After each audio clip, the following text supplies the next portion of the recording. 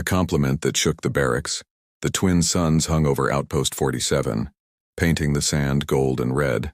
Alien soldiers trained in the heat, moving with perfect rhythm. Their armor flashed with every strike of plasma blades. Among them stood Sergeant Kara Vex, the Valren warrior feared by everyone. Her eyes were sharp, her voice colder than steel. She led her squad with precision and pride. Then came the new recruit and a human named Ethan Cole. He was taller than most Valren, his skin pale against their crimson tones. He smiled too often, talked too much, and never understood when to stop. The Valren valued silence and discipline, but Ethan only brought noise and curiosity. Still, he worked hard, and some soldiers had begun to tolerate his strange humor. This morning, the squad gathered for weapons inspection. The air shimmered with heat, and Kara stood beside Ethan, checking her plasma rifle.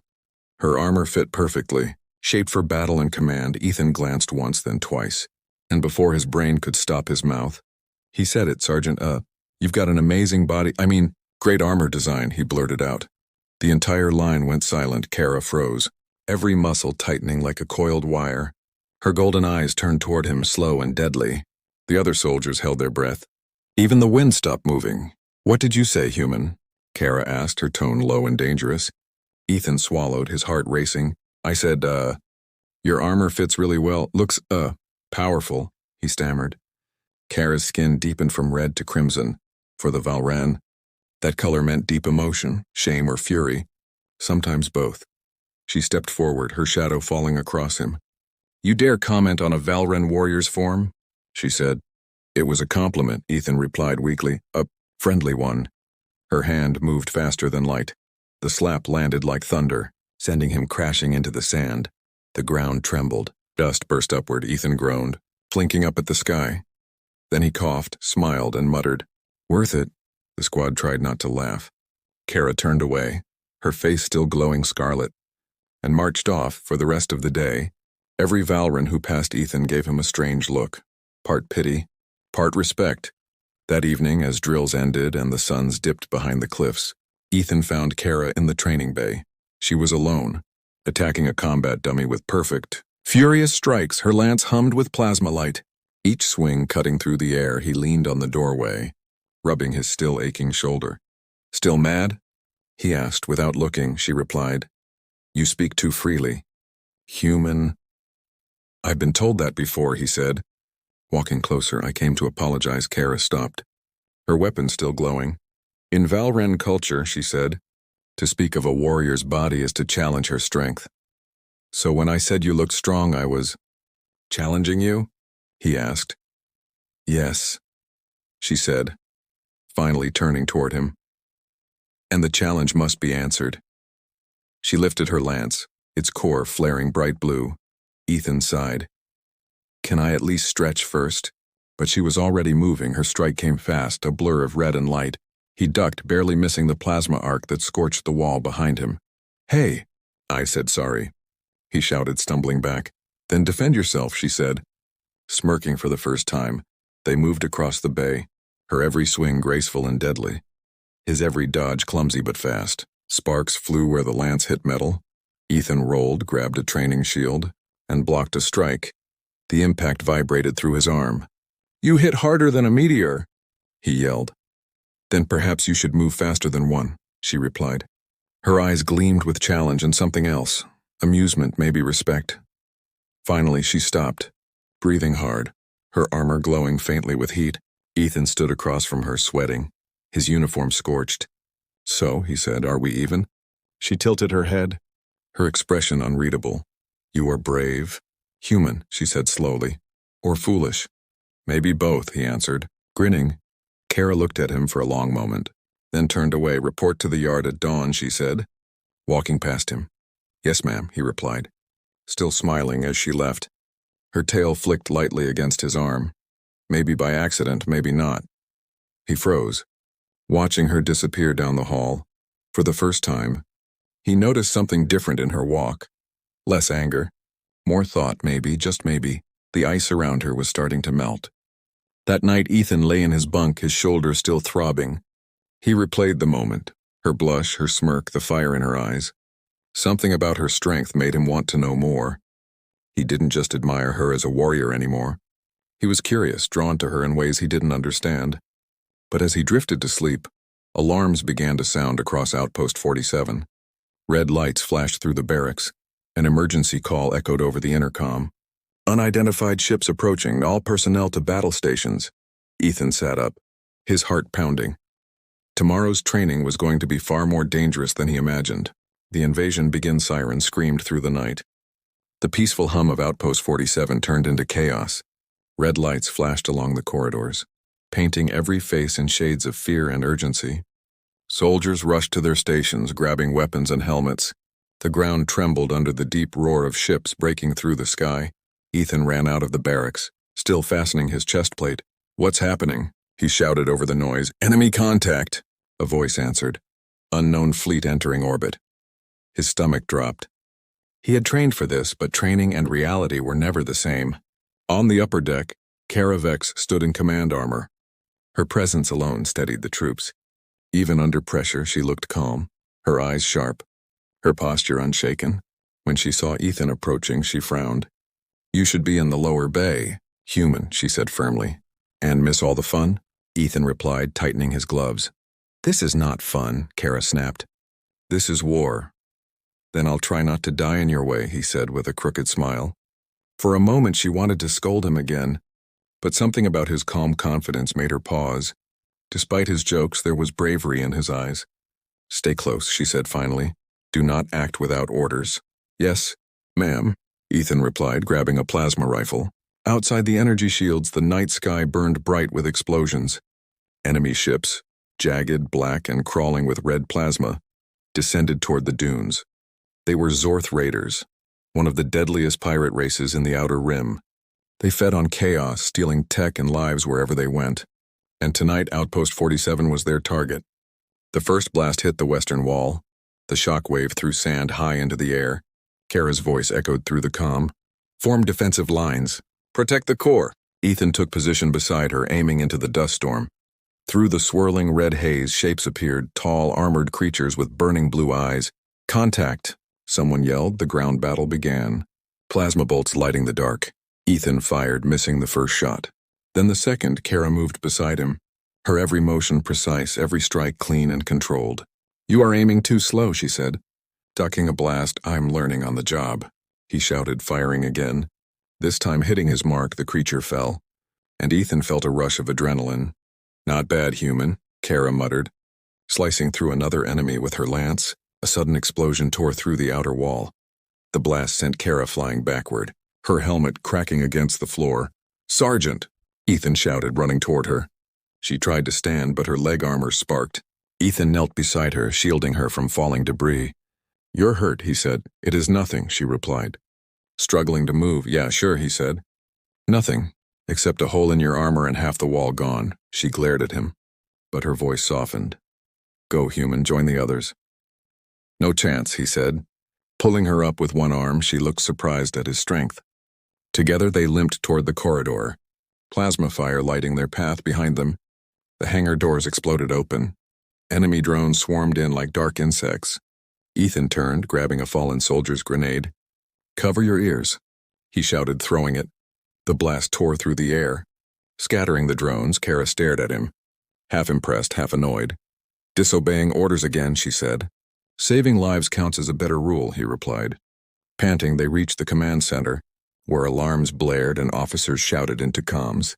The Valran commander looked at Kara. "Report! Zorth Raiders, heavy assault units. They breached the southern gate," Kara said. Her voice remained steady despite the damage to her armor. Ethan stood beside her, silent now, eyes scanning the map. The commander's gaze shifted to him. "The human engineer?" "Yes, sir," Ethan said quickly. "Good. We'll need you." "The generator shields are failing," the commander barked. Ethan nodded and rushed to the control panel, hands moving over the glowing symbols. The alien interface was tricky, but he'd studied enough to improvise. Come on," he muttered, sparks flying as he reconnected circuits. Kara watched, her jaw tightening. "Do you even know what you are doing?" "Not really," he admitted, "but it's working." The lights flickered, then surged back to full power. The shield hum rose again, sealing the base from another direct hit. The commander shouted, "Shield stable!" All units, hold positions. Kara looked at Ethan, dusty, sweating, grinning. And for the first time, she smiled back. Perhaps your mouth causes trouble, she said. But your hands save lives, Ethan laughed. I'll take that as a compliment.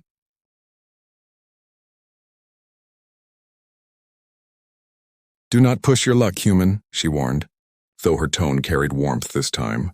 But the victory was brief on the radar. More enemy ships appeared, 5 times larger than before. The Zorth were deploying a siege cruiser. Ethan stared at the screen, his heart pounding. That thing could level the whole outpost, he whispered. Kara stepped closer, her expression hardening. Then we stop it before it lands, she said, gripping her weapon. Ethan nodded. Guess we're partners now. Her eyes met his, fierce, glowing, and unreadable. Do not die. Human, she said quietly. No promises, he replied, loading his weapon outside. Thunder rolled across the alien sky as the next wave began, and amid the chaos, the bond between the human and the alien warrior grew, forged in battle and tested by fire. The siege cruiser descends. The night sky tore open as the enemy siege cruiser entered the atmosphere. It was massive, a floating mountain of steel and fire. Its shadow stretched across the dunes, swallowing the entire outpost in darkness. The ground shuddered with every pulse of its thrusters. Valran soldiers froze for a heartbeat, staring up at the monster that blotted out their suns. Ethan and Kara stood on the rampart, the wind whipping against their faces. The cruiser's cannons glowed red. Ready to strike by the stars, Ethan muttered. That thing's bigger than our whole base, Kara's eyes narrowed. Then we aim for its heart, she turned to the commander. Authorized launch of anti-cruiser batteries. The commander shook his head grimly. The launch bay's offline. We lost the power grid again, Ethan groaned. Of course we did.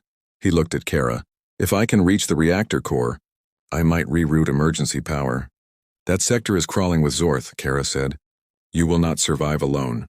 Then don't let me go alone, he said, his voice steady. For a long second, she stared at him, then nodded.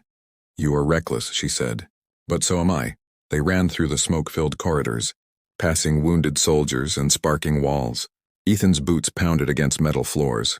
His rifle slung across his shoulder, Kara moved ahead, silent and fierce, cutting down any enemy that appeared.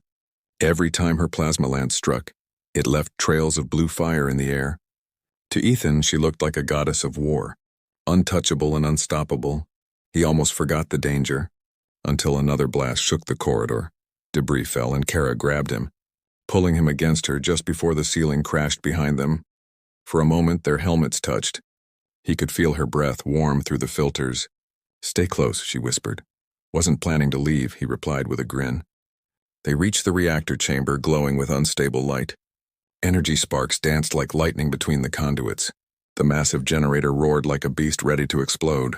Ethan's fingers flew over the control panel. Sweat rolling down his temple, Kara guarded the door, deflecting incoming fire. Every second counted. Every spark could mean death. Almost done, Ethan said, typing furiously. Be faster, Kara shouted, parrying another blast, working on it. He snapped. An enemy soldier charged through the smoke. A Zorth elite. Taller than Kara, armored in black spikes, it roared and lunged. Kara met it head-on. Their blades clashed, sending shockwaves through the room. Ethan turned briefly.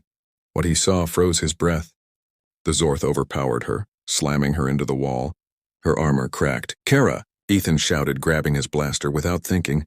He fired 3 bursts, each hitting the creature's exposed chest plate. The Zorth stumbled, roaring in rage. Kara seized the chance, driving her plasma lance straight through its heart. The alien screamed and fell, smoke rising from its chest for a moment.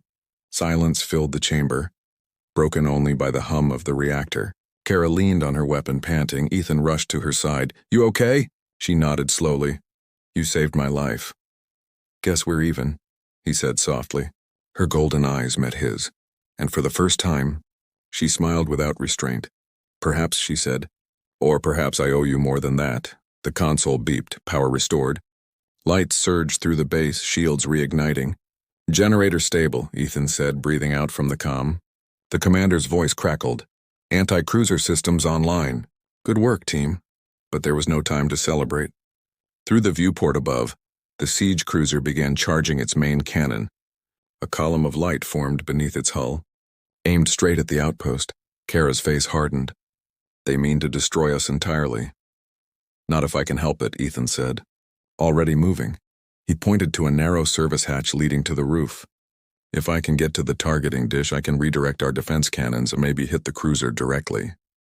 That area is exposed, she said. No one survives up there.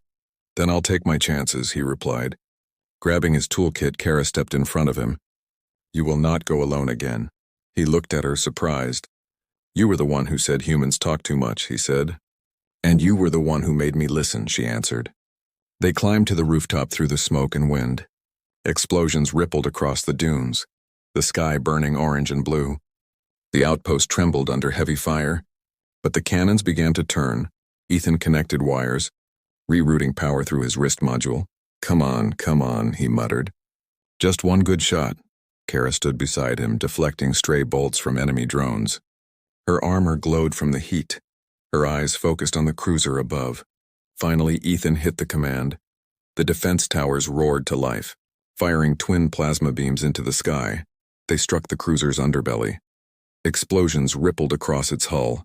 The ship wavered, engines failing, smoke pouring from its sides. Cheers erupted across the comm. Direct hit! The cruiser is going down. But the victory was short. A final beam from the dying cruiser fired downward. Hitting the rooftop where they stood, the blast threw Ethan across the platform. The world spinning, he saw Kara leap through the smoke, reaching for him as the floor gave way beneath them. Her voice echoed through the chaos. Ethan! And then everything went black. The human and the warrior darkness pressed down like heavy smoke. Ethan's head throbbed, his ears rang, and every breath burned in his chest. The world was silent except for the faint hiss of broken wires and the slow drip of coolant. He tried to move, but pain shot through his arm. Where am I? He whispered, his voice weak when his vision cleared. He saw twisted metal all around. The rooftop was gone.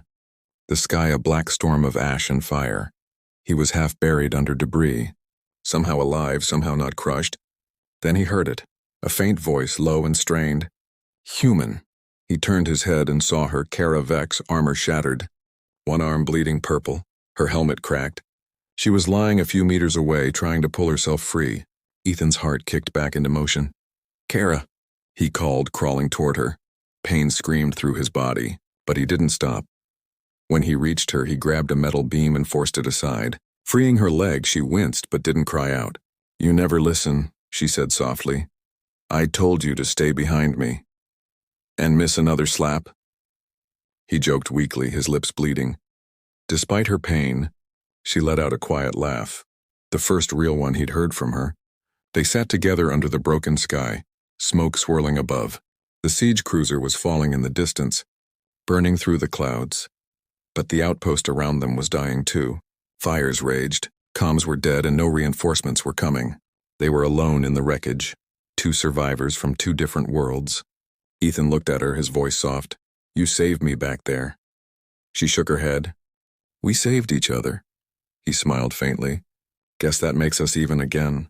No, she whispered, her golden eyes meeting his. I still owe you. He was about to speak when another explosion echoed in the distance.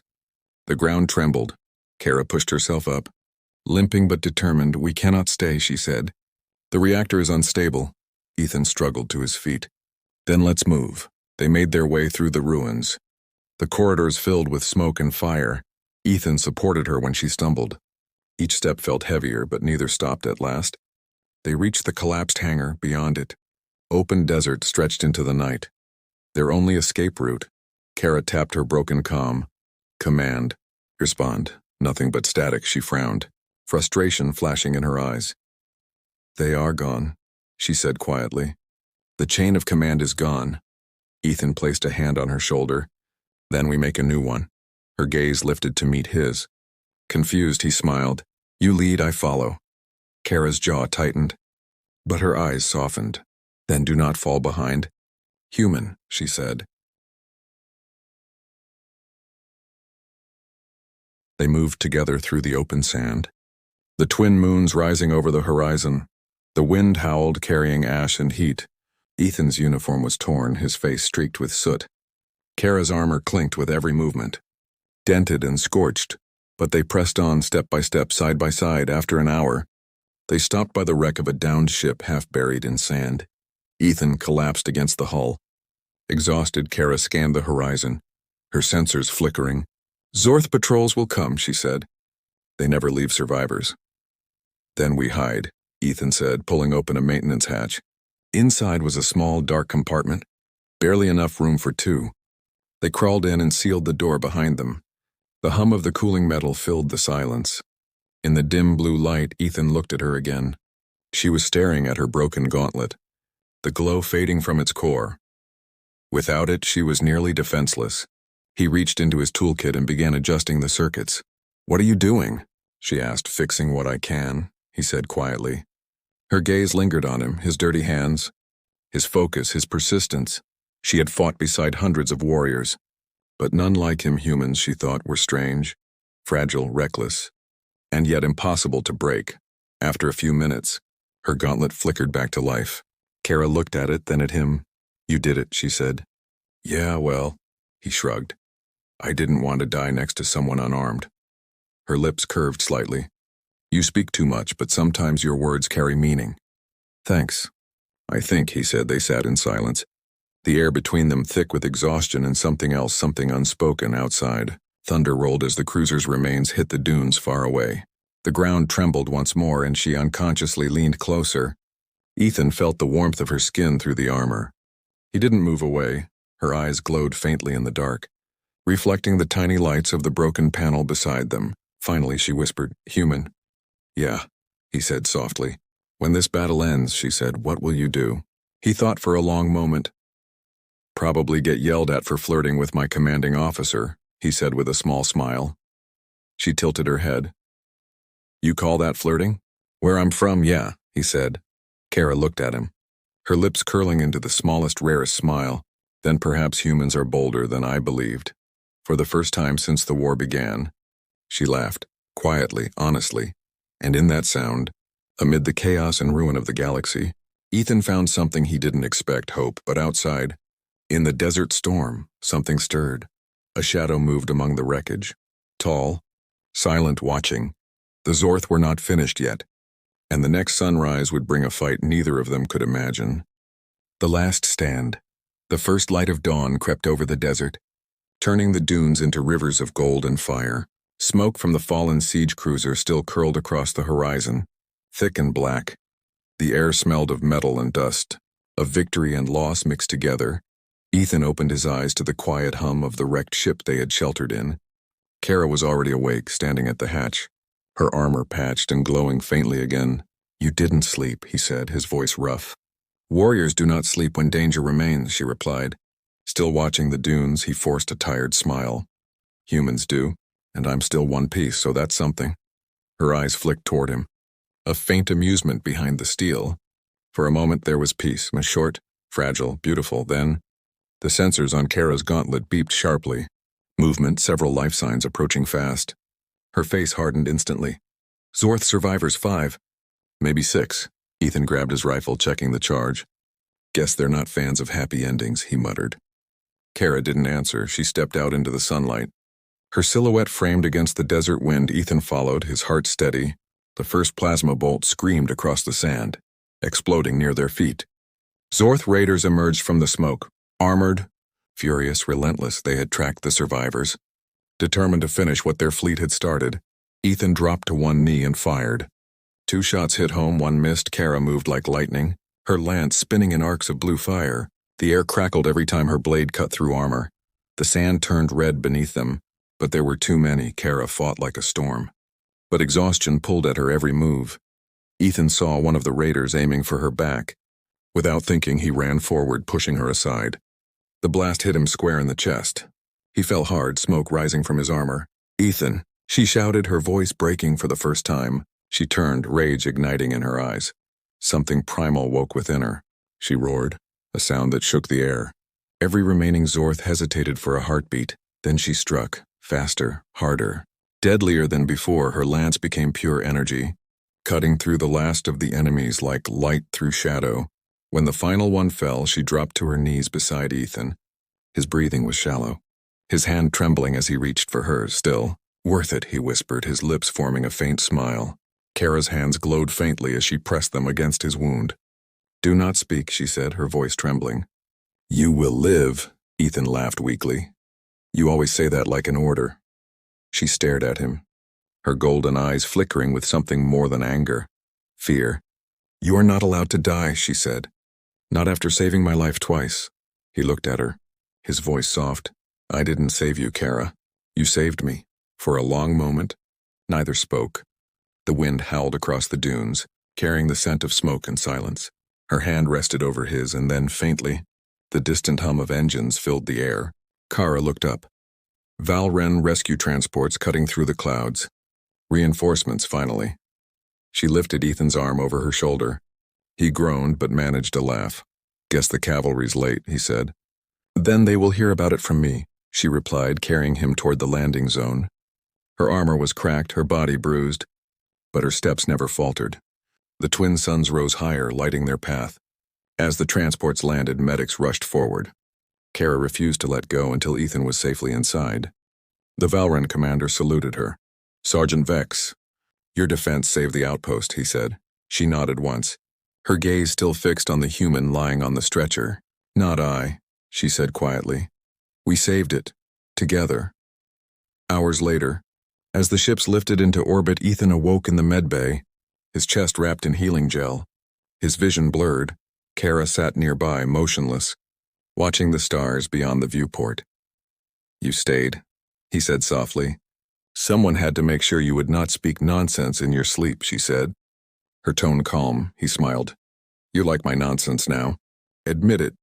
Her eyes met his, glowing faintly gold in the soft light. "Perhaps," she said. Silence followed, warm, full of meaning, outside. The planet burned below. The war was not over. But the alliance between their species had already changed. And somewhere between laughter and battle, between danger and trust, a human and a Valren warrior had found something greater than war, something worth fighting for. As the ship disappeared into the stars, Kara looked at him once more. "You are reckless, foolish, and loud," she said. "And you blush too easily," he replied with a grin. Her smile returned, rare, fierce, and real. "Then perhaps," she said, "we make a perfect team." And for the first time, Ethan believed her. Because even across galaxies, some connections were written in fire and courage. And this one, between a human who never stopped talking and a warrior who finally started listening, would be remembered as legend.